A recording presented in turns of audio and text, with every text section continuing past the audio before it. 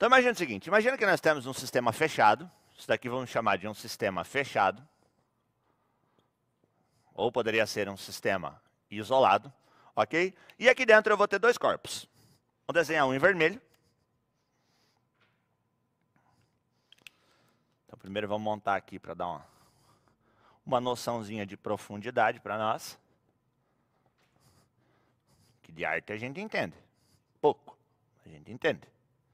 Isso que importa. Então tem o chão, aqui tem a superfície. Ok, vou desenhar nessa superfície um corpício. Vamos chamar de corpo de prova A. Tá bom? Então eu tenho um corpo A aqui nessa minha estrutura. Dentro do sistema eu tenho um corpo A que está em equilíbrio com a temperatura do sistema. Certo? Então esse meu corpo A, que está aqui dentro, ele está em equilíbrio com toda a temperatura que está aqui dentro. Presta atenção nisso, o corpo A está em equilíbrio. Aí eu vou desenhar um corpício B, aqui do lado. Vamos desenhar um corpício B.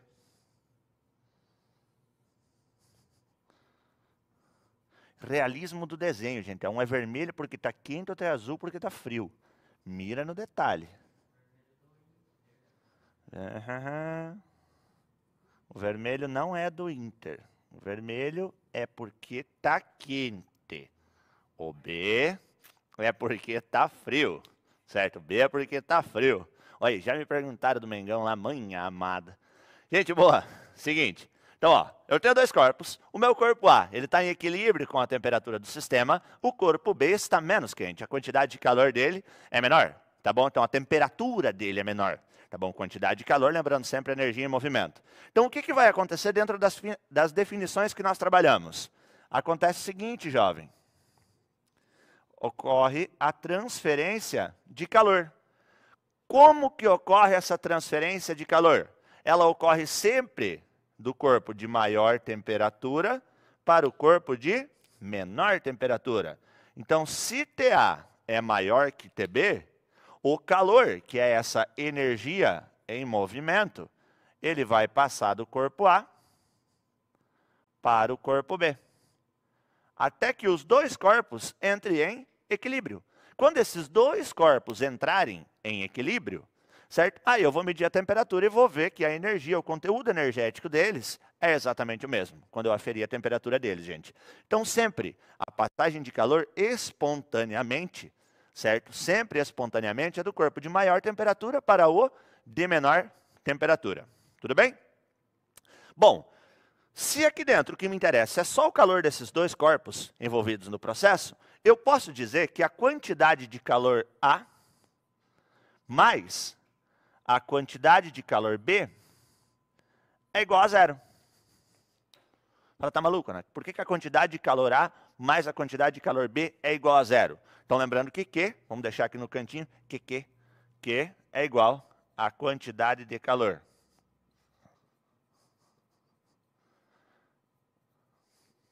A gente usou isso aqui nas aulas de termoquímica. Que a quantidade de calor, certo, que sai do A, a energia em movimento do A, vai para o B. Se eu somar os dois, tem que ser zero. Por quê? Porque eles vão entrar em equilíbrio. Certo? Então, eu posso dizer o seguinte, que QB é igual a menos QA. Certo? Porque se é igual a zero, é só eu passar alguém para o outro lado e está tudo bem. Por que QB é menos QA? Como que eu posso entender isso daqui na fórmula? Que a quantidade de calor A está sendo cedida. O A está perdendo calor para o B. Então, o B recebe o calor que é cedido pelo A. Por isso que aparece esse negativo aqui na frente da fórmula. Certo, gente? Então, eu consigo entender esse processo olhando para essa formulazinha aqui de boa. Lembrando que eu tenho a equação fundamental da termometria. Vamos chamar de equação fundamental aqui da termometria, que é a da quantidade de calor. Certo? A minha quantidade de calor diz o seguinte, que Q é igual a MC delta T. Nossa clássica fórmula do Q macete. Certo? A quantidade de calor depende da massa, da capacidade calorífica e da variação de temperatura do sistema. Então, quanto maior a massa, maior é a quantidade de calor que um corpo pode ter. Certo? Que ele pode armazenar, dependendo da capacidade calorífica também, e da variação de temperatura também. Beleza, gente? Com isso daqui a gente consegue fazer muita coisa, certo? Com isso daqui eu consigo fazer muita coisinha para a gente. Por que eu tenho que pensar nisso daqui? Eu tenho dois exemplos para a gente, que nós vamos poder trabalhar com eles aqui, já sobe na tela para a gente. Nós vamos pegar o exemplo 1 primeiro, certo? Para a gente se organizar aqui, e depois nós vamos pegar o exemplo 4, certo? Antes de subir o exemplo, deixa eu dar um confere nos meus comentários. Maiara está aqui, Leonardo, Fernanda, de novo. Meu Mengão está complicado. O Mengão está complicado, tá difícil. Mas é o que importa, tamo aí. Vamos lá, sobe o exemplo 1 na tela aí. Subiu? Tá aí já? Deixa eu abrir ele aqui então para dar um conferes com a galera também. O nosso exemplo 1 da noite, nosso primeiro exemplo. Ele diz o seguinte: em um experimento, foram utilizadas 2 garrafas PET, uma pintada de branco e outra pintada de preto, acopladas a um termômetro. No ponto médio da distância entre as garrafas, foram mantidas acesa durante alguns minutos uma lâmpada incandescente. Em seguida, uma lâmpada incandescente, ponto. Em seguida, a lâmpada foi desligada. Durante o experimento, foram monitoradas as temperaturas das garrafas. A. Enquanto a lâmpada permaneceu acesa, então foi monitorada a temperatura enquanto a lâmpada permaneceu acesa. E B. Após a lâmpada ser desligada e atingir um equilíbrio térmico com o ambiente. Certo? Então eu tenho basicamente 2 corpos. Vamos deixar aqui 2 corpos de prova. O corpo A, a minha garrafa A, que é a minha garrafa branca, certo? E uma outra garrafa que está pintada de preto no outro lado. E uma lâmpada no meio. Basicamente, o sistema é esse. Então, tenho A, tenho o corpinho B, que está todo pintado de preto. E aqui no meio ele vai acender uma lâmpada para a gente.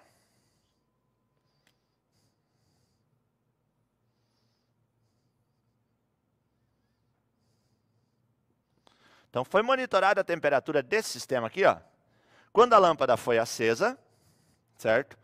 E quando a minha lâmpada, certo? Quando a minha lâmpada foi desligada. Então, quando a lâmpada foi acesa e quando a lâmpada foi desligada. Pensa aí comigo no seguinte: quando a lâmpada foi acesa, uma lâmpada incandescente ela fornece calor, certo? Se ela fornece calor, certo? Se ela fornece calor, o que acontece com os 2 corpos que estão no entorno, no chamado vizinhança? Elas vão absorver o calor, certo? Então, aqui, certo, nesse meu sistema, é de se esperar que quando a lâmpada esteja acesa, essa parte aqui, ela absorva mais calor.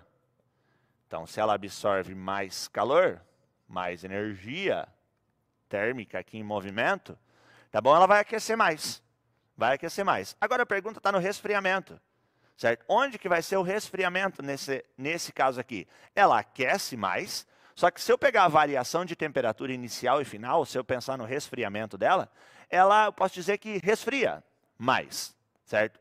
O que quer dizer que ela resfria mais nesse processo? Como ela aquece mais, a variação de temperatura dela do início até o final, até estabelecer o equilíbrio entre as duas, também a variação vai ser maior. Mesmo você pensando que essa daqui ela não esquentou tanto, então ela resfria mais. Não, quem resfria mais é exatamente essa, gente. E por que é essa? Pensa comigo. Se ela absorve mais calor, a T dela é maior. Se a temperatura dela é maior, com o passar do tempo, para atingir o equilíbrio térmico, ele vai fazer o quê? Ele vai pegar o calor daqui e mandar para o outro lado, que tem uma temperatura menor. Até que em determinado ponto esse sistema entra em equilíbrio. Então, ela aquece mais, mas a variação de temperatura dela também é maior. Então, vou dizer que ela também resfria, certo? Mas nesse nosso processo. Tudo bem, gente? Bem tranquilo, só para a gente entender as minhas transferências de calor no processo. Susi, bora no exemplo 4, que está aí na tela para a gente. Sobe ele aí, só me dá um ok. Está ok na tela já? Está de boa? Onde eu larguei o meu celular para eu poder ler. O exemplo 4 está aqui. Vamos lá. O exemplo 4 diz o seguinte: aquecedores solares usados em residências têm o objetivo de elevar a temperatura da água até 70 graus Celsius. Então, ele quer elevar a temperatura até 70 graus Celsius.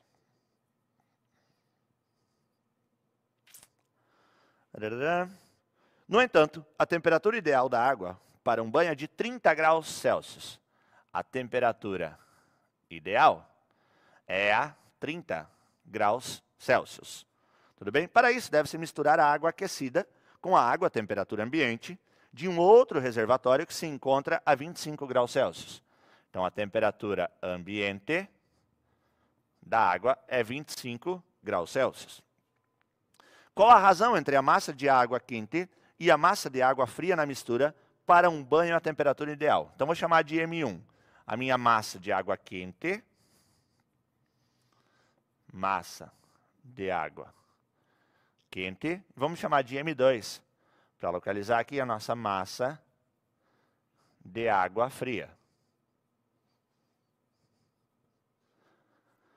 Bom, qual a razão entre a temperatura? Então, eu quero fazer um M1 sobre M2. É isso que eu quero resolver no final. Então, bora lá, gente. Corta para nós aqui. Gente, bom, então as informações estão aqui, certo? Então, a função do meu sistema é fazer o quê? Elevar a água a 70 graus, mas a temperatura ideal é de 30 graus, tá bom? Não é para tomar banho a 60 graus para pelar porco, tá bom? 60 graus para tomar chimarrão, não é para você tomar banho. Então, é para tomar numa temperatura ideal a 30 graus. Temperatura ambiente da água, que vai estar no outro reservatório para manter o equilíbrio, é de 25 graus. E eu tenho um M1, a massa de água quente, e um M2, massa de água fria. Bom, o que eu tenho que entender nesse processo todo, gente? É bem tranquilo que eu tenho que entender nisso daqui, ó. Que a quantidade de calor A mais a quantidade de calor tem que ser igual a zero. Quantidade A mais a quantidade de calor em B, que eu vou chamar de 1 e 2, para ficar igual ali, tem que ser igual a zero. Por que tem que ser igual a zero? Para entrar em equilíbrio no final do processo. Certo? Então, vai ter que entrar em equilíbrio no final do processo. Então, a minha quantidade de calor A, que é o meu Q1, é igual a M1, C1, delta T1. O meu Q2 é igual a M2, C2, delta T2. Então, se eu quero somar os dois, eu vou fazer isso, gente. M1, C1, delta T1, mais M2, C2, delta T2, que tem que ser igual a zero.